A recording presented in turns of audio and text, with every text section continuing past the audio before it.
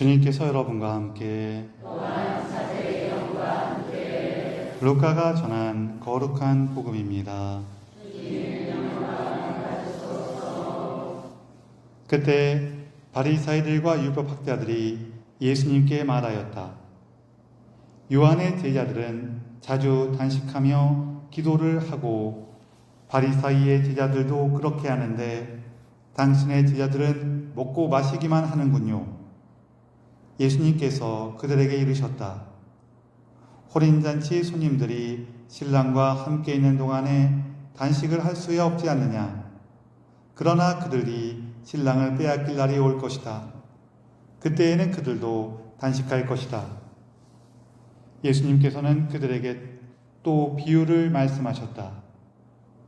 아무도 새 옷에서 조각을 찢어내어 헌 옷에 대고 꿰매지 않는다. 그렇게 하면 새 옷을 찢을 뿐만 아니라 새 옷에서 찢어낸 조각이 헌 옷에 어울리지도 않을 것이다. 또한 아무도 새 포도주를 헌 가죽 부대에 담지 않는다. 그렇게 하면은 새 포도주가 부대를 터뜨려 포도주는 쏟아지고 부대도 버리게 된다. 새 포도주는 새 부대에 담아야 한다. 묵은 포도주를 마시던 사람은 새 포도주를 원하지 않는다. 사실 그런 사람은 묵은 것이 좋다고 말한다. 주님의 말씀입니다. 앉으십시오. 참미 예수님, 서로 인사를 좀 나누세요.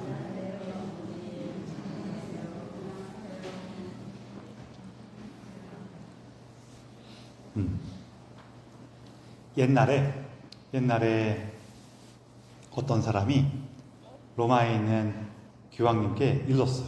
뭐라고 일렀냐면은 저 북쪽에 있는 독일 지역에서는 수도원에서 수도자들이 사순시기에도 이렇게 단식하고 금욕하면서 회개와 정화의 생활을 보내지 않고 사순시기인데도 술 마신다고 이렇게 일렀어요. 뭘 마셨냐면은 맥주를 마셨던 거예요. 우리는 맥주 그러면 지금은 완전히 이렇게 우리가 생각하는 맥주의 모양이 있지만 옛날 맥주는 지금 맥주하고 조금 다르긴 해요. 그리고 그 사람들은 이제 그때는 맥주를 뭐라고 불렀냐면은 물로 된 빵이라고 불렀어. 좀 여러 가지가 있는데 아마도 우리가 지금 지금 보는 맥주보다는 조금 더 막걸리에 비슷한 술이었어요. 그래서 그 볼이나 밀로 만든 막걸리를 생각하시는 거에 좀 더 비슷할 거예요. 근데 뭐 완전히 막걸리 같진 않지만 시대에 따라서 조금씩 바뀌긴 하는데 좀 그런 비슷한 모양이어갖고 특히 이제 이렇게 사순시기가 되면은 뭐 먹을 것도 없는 경우도 많고 또 단식하면서 지내다 보니까 그 맥주 한 잔 마시고 일하는 경우도 있고 그랬어요. 우리도 막 이렇게 한참 농번기 때 먹을 거 마땅치 않으면은 막걸리 한 잔 마시고 일하러 가기도 하고 막 그러죠. 저는 농사 안 잡아서 잘 몰라요. 그런 경우도 있죠. 맨날 그렇다는 거라고 그런 경우가 있어요. 그렇게 지냈기 때문에 누가 와서 교황님한테 일른 거예요. 저 독일에 사는 수도자들이 수도 생활한다고 사순시기에도 맥주 마신다고 술 마신다고 그래갖고 교황청에서 그래 한번 갖고 와봐라 했어요. 그래갖고 독일에서부터 맥주를 큰 통에 담아갖고 로마까지 이제 술에 실어갖고 달그닥 하고 갖고 왔더니 얘가 어떻게 됐겠어요? 응? 그쵸, 다 쉬었죠. 다 쉬었어요. 그래서 이제 딱 로마에 와갖고 이제 교황님하고 높은 분들에게 마셔보더니 뭐라고 했겠어요? 야, 이거는 그냥 먹으라 그래라. 먹는 게 고행이다 그랬어요. 이제 아마도 그냥 그렇게 정말로 사정을 몰라서 그런 게 아니라 야, 이거라도 먹으라고 해야지 어떻게 하냐. 그런 의미에서 한 건데 이제 허락을 받다 보니까 이제 그런 얘기가 만들어져서 이제 전해지는 걸 것 같아요. 어쨌거나 표현은 재밌죠. 야, 이거는 마시는 게 고행이다. 그냥 먹으라 그래라. 그랬대요. 오늘 복음에서도 이제 술 얘기가 조금 나오는데 마지막 부분에 술 얘기가 나와요.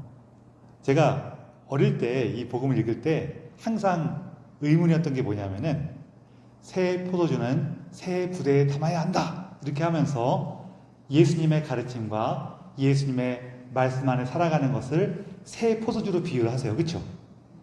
근데 바로 이어서 뭐라고 하냐면은 묵은 포도주를 마시던 사람은 새 포도주를 원하지 않는다. 사실 그런 사람은 묵은 것이 좋다고 말한다. 이렇게 얘기하죠. 그렇죠? 근데 여러분, 포도주는 묵은 게 좋은 거예요? 새 거가 좋은 거예요? 그렇죠? 묵은 게 좋은 거죠. 그럼 예수님이 당신의 가르침을 새 포도주에 비유하시고 원래 사람들이 하던 거, 율법에 따르는 것을, 율법대로 살아가는 것을 묵은 포도주에 비유했단 말이에요. 그런데 그러면은 새 포도주가 좋은 거예요? 묵은 포도주가 좋은 거여야 돼요? 새 포도주가 좋은 거여야 되는데 지금 여러분 다 묵은 포도주가 좋다고 그랬죠? 어떻게 된 거예요? 그게 왜 그러냐면요, 예수님 당시의 포도주하고 우리의 포도주가 달라서 그래요. 저도 어릴 때 항상 그래, 이상한 거예요. 분명히 예수님 가르침은 새 포도주인데 왜 더 좋은 게 묵은 포도주가 맞는데 왜 이렇게 말씀하시지? 왜 그러냐면은 예수님 당시의 포도주도요, 우리가 생각하는, 지금 우리가 보는 그 포도주가 아니에요. 이것도 어떻게 생각하면 쉬우냐면은 우리가 보는 것 중에서는 예수님 당시의 포도주는 포도로 만든 막걸리하고 비슷하다고 생각하시면 돼요. 원래 과일들은 이렇게 잘 으깨서 이렇게 모아놓고 당도만 충분하면은요, 대부분 저절로 술이 돼요. 그래서 그 술이 되기 때문에 포도 같은 거는 당분이 높거든요. 특히 이제 우리는 기후가 달라갖고 여름에도 비가 많이 오다 보니까 이렇게 우리 어때요? 특히 복숭아 같은 거 이렇게 복숭아 따기 하루 전날 비 오면은 그 복숭아 달고 맛있어요? 아니면 이렇게 흐리멍텅해져요? 이렇게 묽어져 갖고 이렇게 맹탕맹탕해지죠. 마찬가지로 이렇게 여름에 비가 오면은 그 여름 과일이 맛이 좀 덜해요. 근데 여기 예수님이 있던 이 지역은 여름에 비가 안 와요. 그러다 보니까 이 과일들이 엄청 달거든요. 그래서 이 포도라든지 오렌지라든지 이런 것들이 많이 달아요. 많이 단데, 그래서 그렇게 당도가 높은 술로 이렇게 당도가 높은 과일을 이렇게 잘 내버려 두기만 해도 술이 되거든요. 그래서 그걸 포도 다 으깨 갖고 그 으깬 포도를 이렇게 담아 놓으면은 그래서 발효가 일어나면서 이제 술이 된단 말이에요.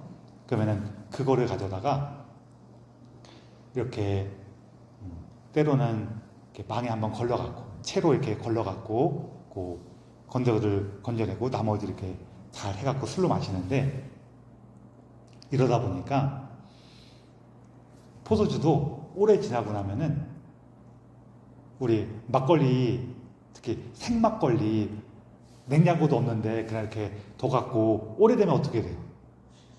좀 쉬는 경우도 있고 그렇죠.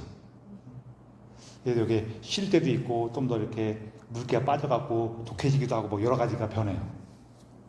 이제 근데 그거를 우리도 항상 음식 같은 거 보면 어때요? 이렇게 발효 음식 같은 경우에는 살짝 신 걸로 좋다 그런 사람도 있죠. 좀 그렇다고 좀 해주세요. 저도 그냥 얘기하는 거 쉽지 않아요. 그렇죠? 취향이 좀 달라요. 맞아요. 막걸리도 그거 딱 나오자마자 바로 먹는 걸 맛있다고 하는 분들이 계시고, 보통은 조금 지나야지 맛있다고 그러긴 하거든요. 조금 더 지나야지 발효가 일어나면서 맛이 좋아지고 나서 더 지나면 이제 그때부터 이제 취향 문제로 바뀌어요. 그래서 포도주도 그렇단 말이에요. 우리를 치면은 이거는 생막걸리 기준이에요. 생막걸리 기준으로 딱 올해 수확한 쌀로 딱 빚어서 이번에 빚은 술이야 하고 한 이 막걸리가 더 좋은 막걸리인지, 이거 작년에 만든 막걸리하고 나온 막걸리가 좋은 막걸리인지 생각해 보면은 왜 이런 표현이 있는지 이해할 수가 있을 거예요. 그래서 제가 저는 술 별로 안 마시는데도 술 얘기를 하면 또 한참 얘기할 수가 있어요. 제가 술을 잘 못 마셔갖고 어떻게 하면은 좀 술을 좀 잘 마실 수 있을까 싶어서 술도 막 이렇게 책을 읽었어요. 책을 읽었더니 술을 잘 마시게 됐을까요? 아니면은 쓸데없는 것만 많이 알게 됐을까요? 뭐 그렇습니다. 그래서 여기 성경 읽을 때 예수님께서 왜 새 술을 더 좋은 것처럼 얘기했냐면은 이 포도주가 우리가 마시는 포도주하고 예수님 시절의 포도주가 다르고 예수님 당시의 시대를 중심으로 보면은 묵은 포도주가 좋은 거예요? 새 포도주가 좋은 거예요? 기본적으로는 새 포도주를 많은 사람들이 좋아하는 거예요. 이 묵은 포도주는 가끔 그런 사람들이 있다. 이렇게 예수님 얘기하시는 거죠. 그래서 오늘 복음에서는 이제 예수님의 가르침은 새로운 가르침이기 때문에 새로운 방식으로 우리가 살아가야 한다. 그 안에서 그것이 이루어져야 한다. 이게 한 가지 의미가 되고요. 또 앞부분 보면은 이제 바리사이들과 율법학자들이 물어봐요. 요한의 제자들도 단식을 하고 바리사이들도 그렇게 하는데 왜 당신 제자들은 단식하지 않습니까? 이렇게 물어보니까요. 예수님께서 뭐라고 해요? 혼인잔치의 손님들이 신랑과 함께 있는 동안에는 단식할 수가 없다. 이렇게 얘기하시면서 여기서 제 생각에 가장 중요한 건 뭐냐면은 예수님 당신이 혼인잔치의 신랑이시다고 얘기하시는 거예요. 지금 이게 뭐가 단식 언제 해야 합니까? 이게 핵심이 아니라 당신, 예수님이 혼인잔치의 신랑이시다. 그래서 이 예수님과 함께하는 이 삶, 이거는 단순히 우리가 뭐 단식하면서 열심히 살고 뭐 내 삶을 가다듬고 정없게 깨끗이 돌보고 이게 핵심이 아니라는 거예요. 우리 신앙생활의 핵심이 그게 아니라는 거예요. 신앙생활의 핵심은 뭐예요? 혼인잔치의 신랑이신 예수님께서 베푸시는 이 잔치에 참여합시다. 이게 핵심이라는 거예요. 여러분, 신앙생활 어떻게 느껴요? 내가 예수님과 함께하는 잔치로 느끼느냐? 아니면 내가 뭔가 예수님을 따르기 위해서 이것도 해야 되고 저것도 해야 되는 의무와 책임으로 느끼느냐? 지금 이 문제라는 거예요. 그러다 보니까 기존의 이스라엘 사람들은 율법을 잘 지키면서 우리가 하느님 안에 살아가는 것은 율법을 잘 지키면서 내가 이것도 하고 저것도 하면서 열심히 살아갈 때 하느님을 만나는 거야. 이렇게 생각을 했어요. 이 생각에는 우리도 그렇게 생각하는 사람들이 제법 있을 거예요. 여러분, 예수님과 함께 살아가는 거 어떤 거예요? 성당에 나오면서 이것도 하고 저것도 하고 이런 여러 가지 규칙을 지켜가면서 열심히 살아갈 때 우리가 구원으로 나아갑니다. 이렇게 생각하기 쉽거든요.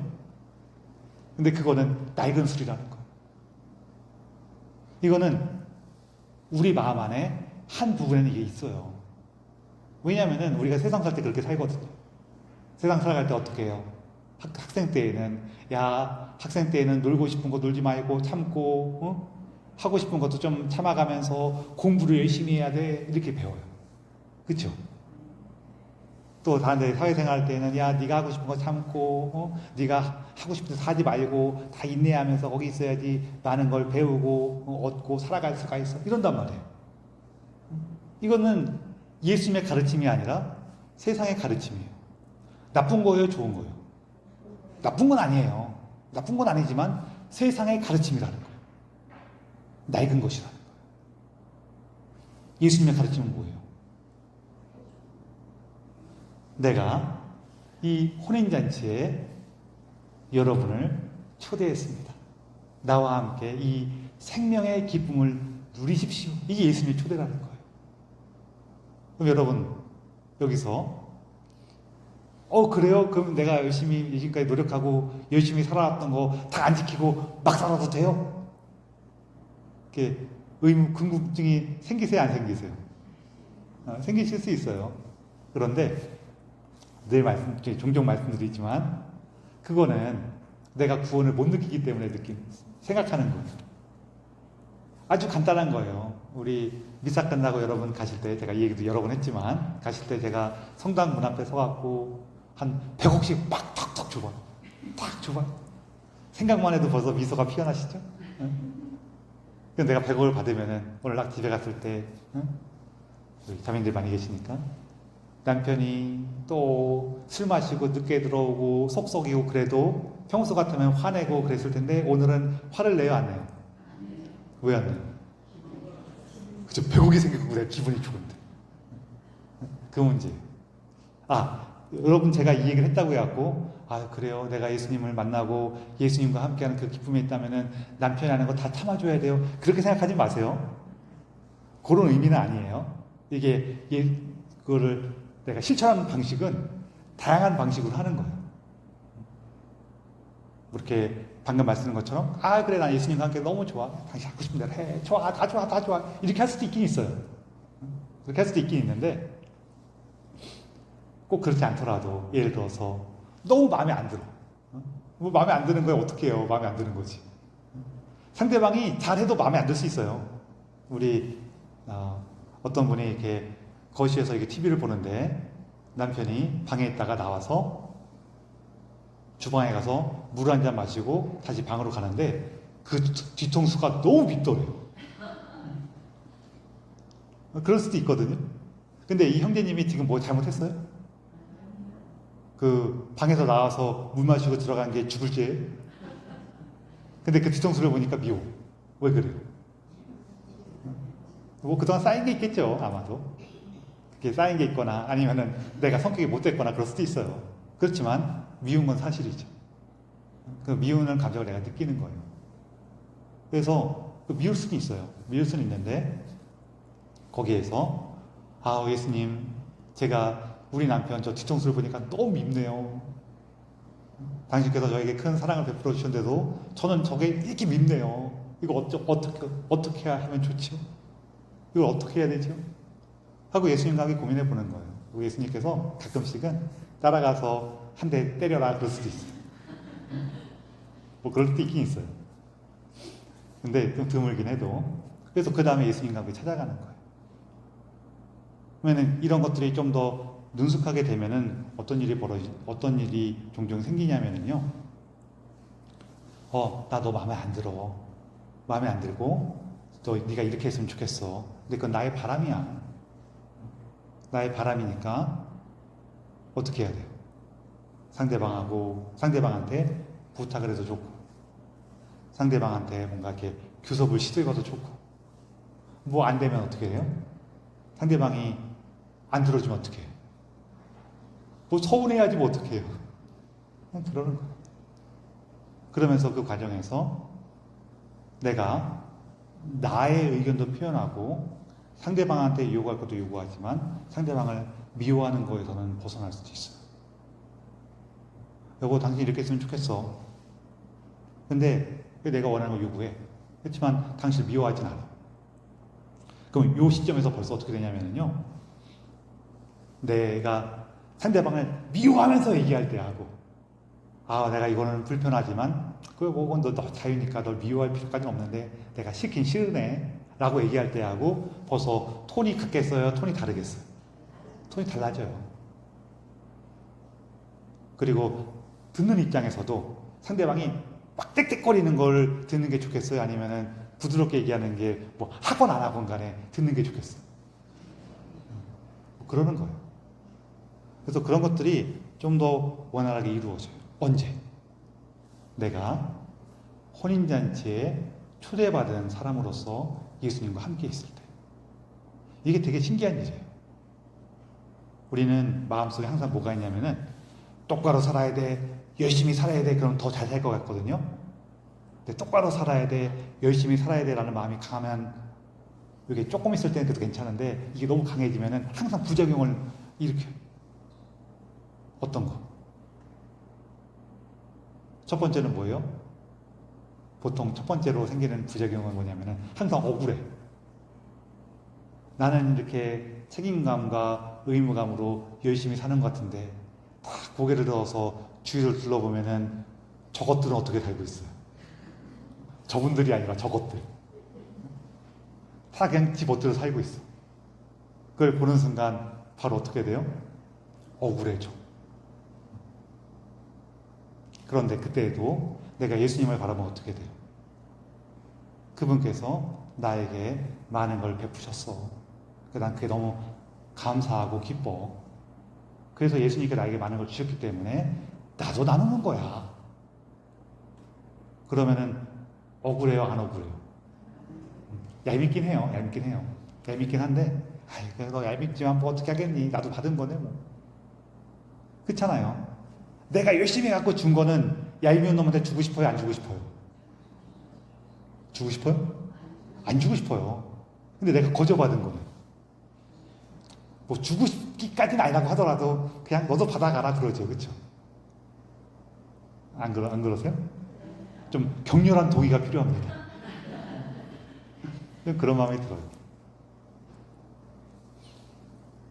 두 번째는 계속 힘들어요. 왜냐면은 불안하고 힘들어요. 왜냐면 내가 이걸 계속 해야 되거든요. 근데 난 초대받은 손님이야. 너무 고마워서 하는 거야. 그럼 어떻게 되냐면요. 조금 내가 이거 템포를 조절하기가 좀 더 쉬워져. 내가 좀 더 지금 오늘은 열의가 있고 활기가 차. 그럼 좀 더 많이 베풀면 되고. 오늘은 기운이 없어. 그러면 오늘은 좀 덜 할게. 야 미안하다. 야 그럼 되지. 근데 이렇게 하다 보면은 좋은 점이 또 뭐가 있냐면요. 참 재밌어요. 사람의 마음이 내가 뭔가 열심히 했어. 나름대로 애를 쓰고 고생을 했어. 그랬을 때 그런데도 우리 마음속에 항상 뭐가 있냐면은 좀 더 열심히 했어야 되나? 이런 마음이 있거든요. 근데 그런 마음이 살짝 들다가도 상대방이 와갖고 너 왜 이거밖에 못했어? 더 했어야지. 이거 더 이만큼은 해야 되는 거 아니야? 막 그러면은 좀 더 잘할 걸 그랬나 하는 마음이 이렇게 싹 올라와요. 아니면은 싹 올라오다가 싹 죽어버려요. 확 죽어버려. 좀 더 잘해줄 걸 그랬나 그러다가도 상대방이 고마운지도 모르고 뻔뻔하게 넌 그랬냐 그러면은 좀 더 잘해줄 걸 그랬나 하다가도 아유 이만큼 한 것도 잘했네. 괜히 많이 했어. 이런 마음 든단 말이에요. 그런데 좀 더 잘해줄 걸 그랬나 그런 상대방이 너무 고마워요. 야 그것도 잘했어. 야 너도 지금까지 한 것도 너무 고생 많았어. 야 참 애썼다 그러면은 어때요? 좀 더 잘해줄 걸. 그 마음이 든단 말이에요. 그래서 이게 초대받은 손님이라는 걸 우리가 기억할 때 예수님과 함께하는 이 새로운 삶 안으로 들어가게 돼요. 그것이 우리에게 구원이에요. 그래서 사실 여기 오늘 내용은 단식으로 시작하지만 뭐 단식에 대한 내용은 다음에 나눌 기회가 있으면 또 얘기해서 그것도 재밌는 것들이 있긴 있는데 단식으로 시작하지만 사실 핵심은 예수님이 바로 우리를 초대하신 잔치의 신랑이시라는 거예요. 그리고 우리는 초대받은 사람으로서 새로운 삶으로 나아갈 수 있는 힘을 받았다는 거예요. 그것은 우리 삶이 의무와 책임으로 이루어진 것이 아니라 그분께서 우리를 초대하신 감사와 기쁨으로 이루어졌다는 거예요. 그래서 여러분 예수님께 청하십시오. 주님, 제가 당신 앞에서 물론 우리 삶의 의무와 책임으로 기초를 닦고 훈련하는 부분이 있긴 있어요. 그런데 그것이 당신과 함께하는 삶의 전부가 아니라 당신 안에서 느끼는 감사와 기쁨이라는 것을 제가 조금 더 기억하고 느끼도록 도와주십시오. 그래서 제 손을 잡고 제 발걸음을 새로운 삶으로 이끌어 주십시오.